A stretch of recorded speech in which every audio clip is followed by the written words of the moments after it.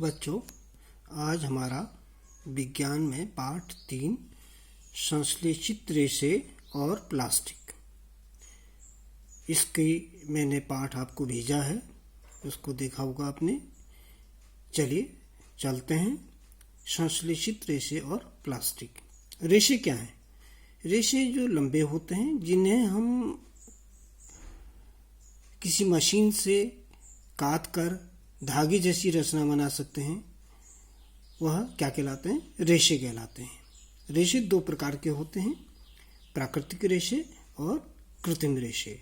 प्राकृतिक रेशे जो हमें प्रकृति के द्वारा मिलते हैं, ये पेड़ पौधों से, जंतुओं से, दोनों से मिलते हैं। पौधों से कैसे प्राप्त होते हैं? जैसे कपास है, पटसन है, जूट है, और जंतुओं से ऊन है, जैसे भेड़ वगैरह से मिलता है ना। और रेशम का कीड़ा होता है, आप लोगों के घरों में पाला होगा। तो इनसे जो हमें तागे जैसी रचना मिलती है, ये तो प्राकृतिक रेशे हैं। जंतु या पौधों के द्वारा जो बनाए जाते हैं या जिनसे प्राप्त होते हैं, वे प्राकृतिक रेशे कहलाते हैं। कृत्रिम रेशे संश्लेषित रेशे भी कहा जाता है, क्योंकि इनका संश्लेषण या बनाना कृत्रिम तरीके से मानव के द्वारा इन्हें बनाया जाता है, इसलिए इन्हें मानव निर्मित रेशे भी कहा जाता है। इसीलिए इनका संश्लेषित रेशा भी नाम पड़ा है। कृत्रिम रेशे या संश्लेषित रेशे ये रासायनिक पदार्थों से बनाए जाते हैं। ये रासायनिक कणों को, छोटे छोटे कण होते हैं रासायन के, उनको आपस में जोड़ के बनाया जाता है। यह इसीलिए इन्हें पॉलीमर के नाम से भी पुकारा जाता है। पॉली मीन्स होता बहु, मर माने बहुलक। बहुत से कणों को जब आपस में जोड़ा जाता है तो यह ऐसे कृत्रिम रेशे बनते हैं। संश्लेषित रेशों के प्रकार, ये कितने प्रकार के होते हैं? पहला बता रहा हूँ, रेयॉन। इसे कृत्रिम रेशम भी कहते हैं। इसे क्या कहा जाता है? कृत्रिम रेशम। इन्हें कपास या ऊन के साथ, सीधे नहीं, कपास या ऊन के साथ मिलाकर इसका तागा तैयार किया जाता है। इससे क्या है, चादर है, कालीन है, रंग बिरंगे कपड़े बनाए जा सकते हैं। दूसरा नायलॉन, बहुत प्रचलित नाम है, मानव निर्मित रेशा है। यह बहुत हल्का होता है, मजबूत होता है। इससे क्या बनाते हैं आप? जुराब, रस्सी, टूथब्रश, पैराशूट। बहुत मजबूत होता है। इसके तार इतने मजबूत होते हैं कि जैसे धातु के तार, तांबे या लोहा, स्टील के तारों से भी ज़्यादा मजबूत होता है ये। तीसरा है प्लास्टिक और एक्रेलिक। इसके रेशों से कपड़े, कंबल आदि बनाए जाते हैं, जैसे टेरिलीन।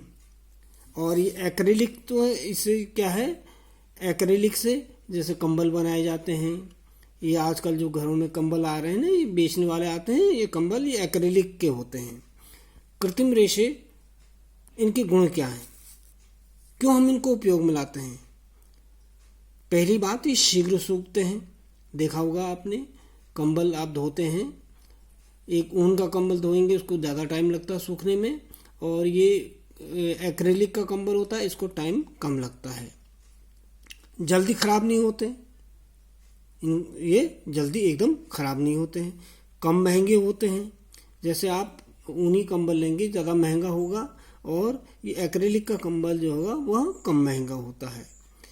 आसानी से मिल जाते हैं, बाज़ार में आसानी से मिल जाता है।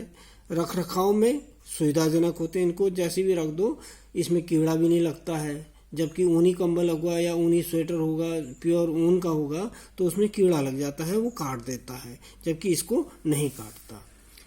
प्लास्टिक, एक शब्द आता है प्लास्टिक, बहुत हमारे कॉमन शब्द है, ज़्यादा प्रचलित शब्द है, इसका उपयोग करते हैं हम। ये क्या है? ये रासायनिक पदार्थ से बनाया जाता है, पॉलीएस्टर से बनाते हैं। गुण इसके क्या है? आसानी से सांचे में ढाला जा सकता है। जैसे घरों में देखा होगा ना, कुर्सी वगैरह है, मग है, गमला है, प्लास्टिक की बाल्टी है, जिसमें इसको गर्म करके जिसमें ढालो उसमें ये ढल जाता है, और इसको आसानी से मोड़ा जा सकता है।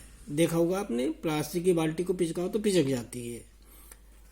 प्लास्टिक के प्रकार, प्लास्टिक गर्म करने के आधार पर इसे 2 प्रकार का होता है। एक होता है थर्मोप्लास्टिक। थर्मो मीन्स होता है गर्मी, जो गर्म करने पर पिघल जाता है और सरलता से मुड़ जाता है। जैसे आप बाल्टी को कितने भट्टी के सामने रखेंगे, थोड़ी देर बाद उसका आकार बदल जाता है। जैसे पॉलीथीन है जिसकी पन्नी वगैरह बना रहे हैं आप, पीवीसी पॉली वाइनिल क्लोराइड, इसका उपयोग किस में करते हैं? जैसे कंघी बनाने में, खिलौने बनाने में, घरेलू उपयोगी सामान बनाने में, जैसे मग है, प्लास्टिक का मग है, बाल्टी है, जग है और ढेर सारे सामान जो आपने देखे हैं। दूसरा प्लास्टिक का प्रकार है थर्मोसेटिंग प्लास्टिक।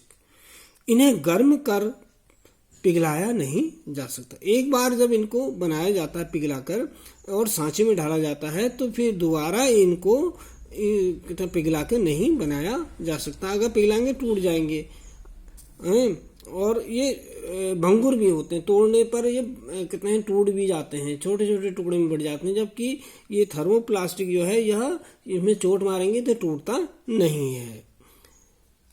ये ऊष्मा के कुचालक होते हैं, गर्म नहीं होते हैं और विद्युत के भी कुचालक होते हैं। इसमें बिजली इसमें प्रवाहित नहीं हो सकती, इसलिए इनका उपयोग जैसे बेकेलाइट है, थर्मोसेटिंग प्लास्टिक का नाम क्या है? बेकेलाइट है। उदाहरण में मेलामाइन है। इनका उपयोग देखिए, जैसे मैंने कहा ये ऊष्मा के कुचालक होते हैं, तो यानी कि यह किसी जल्दी गर्म नहीं होते हैं, इसीलिए इनको बर्तनों के हत्थे आपने देखा होगा कुकर में या कहीं अन्य ऐसे जो खाना बनाने के बर्तन होते हैं जो गर्म हत्थे वगैरह गर्म हो जाते हैं तो उससे बेकेलाइट के हत्थे लगाए जाते हैं इसमें, ताकि वह गर्म न हो, आसानी से आप उन्हें पकड़ सकें। बिजली के सामान में, क्योंकि विद्युत के कुचालक होते हैं तो बिजली से नहीं जा पाती, तो आपने देखा होगा प्लग बिजली के प्लग न इसी के बनाए जाते हैं। ये टूट जरा से अगर आप हथौड़ा मारेंगे टूट जाते हैं। एक विशेषता ये होती है इनको चोट मारने पे टुकड़े टुकड़े में बढ़ जाते हैं, जबकि थर्मोप्लास्टिक जो होता है चोट मारने पे नहीं टूटता। जैसे अगर आपने प्लास्टिक में चोट मारा तो वह उसका आकार बदल जाएगा लेकिन टूटेगा नहीं। प्लास्टिक का पर्यावरण पर प्रभाव देखिए। पर्यावरण किसे कहते हैं? हमारे आसपास का जो वातावरण है उसको पर्यावरण कहा जाता है। यह प्लास्टिक जो है पर्यावरण के लिए बहुत हानिकारक है। क्यों हानिकारक है? क्योंकि यह वर्षों तक सड़ता या गलता नहीं है। देखिए, ये अगर आपने केला खाया, चिक्कल फेंक दिया, सड़ गया, गल गया, कागज़ फेंका, सड़ गया, गल गया, और आपने बोरी डाली, जैसे कहते हैं आप जूट वगैरह की बोरी होती है ना, वो भी सड़ गल जाती है। तो लेकिन यह सड़ते गलते नहीं है। अगर ये कूड़े के रूप में आपने डाला तो ये वर्षों तक इनका ढेर बना रहेगा, ये सड़ेगा गलेगा नहीं, इसलिए यह पर्यावरण के लिए नुकसानदायक है। सरकार ने इसीलिए तो देखा आपने कहते हैं प्लास्टिक की थैली पर रोक लगा रखी ना कि इनका उपयोग मत करो, क्योंकि जहाँ इसका ढेर लग जाता है फिर ये सड़ता गलता नहीं है, इसको निस्तारण इसका बड़ा मुश्किल होता है। आपने देखा होगा आजकल जगह जगह प्लास्टिक की थैलियों के ढेर लगे रहते हैं, प्लास्टिक के सामानों के ढेर लगे रहते हैं, क्योंकि सड़ते गलते नहीं है, इसलिए कूड़े के रूप में इकट्ठा होते जाते हैं और कूड़ा जो है मानव के लिए नुकसानदायक है। अब इससे हम कैसे बच सकते हैं? फिर अपने पर्यावरण को कैसे बचा सकते हैं? ये 5R सिद्धांत जो है हमको बचा सकता है। 5R में पहला R जो है, पहला R रिड्यूस माने होता है कम उपयोग करो। इसका उपयोग दैनिक जीवन में कम करो, तो कम ही उपयोग करोगे तो कम कूड़ा होगा इसका। रीयूज पुनः उपयोग करो। अगर आपने उपयोग भी करना है, जैसे प्लास्टिक की आप थैली ला रहे हैं तो एक बार सामान खाली किया तो फिर दोबारा बाजार जा रहे हैं तो आप उसी थैली को ले जाइए, उसमें सामान ले आइए। दुकानदार अगर दे रहा है तो कहिए नहीं मैं घर से लाया हूँ थैली, इसी थैली में डालिए। इससे क्या होगा? कूड़ा कम होगा। रिसाइकिल, इनका पुनर्चक्रीकरण किया जा सकता है। जैसे आपकी प्लास्टिक की बाल्टी टूट गई, आप फेंके मत, उसको रख दीजिए। ये कूड़ा बीनने वाले या कितने कबाड़ी आते हैं, ये खरीदते हैं, इसको क्या करते हैं? पिघलाकर फिर से काम में लाया जा सकता है।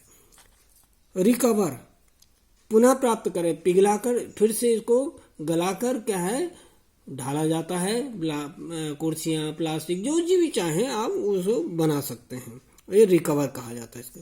रिफ्यूज़, कोशिश करें कि यह इसका उपयोग ना करें। घर से अगर बाजार जा रहे हैं, घर से थैला लेके जाइए, प्लास्टिक की थैली में मत लीजिए सामान, और कहिए कागज़ की थैली में दे मुझे। इसका उपयोग कम से कम करेंगे तो ये प्लास्टिक का कूड़ा कम होगा और पर्यावरण को कम नुकसान होगा।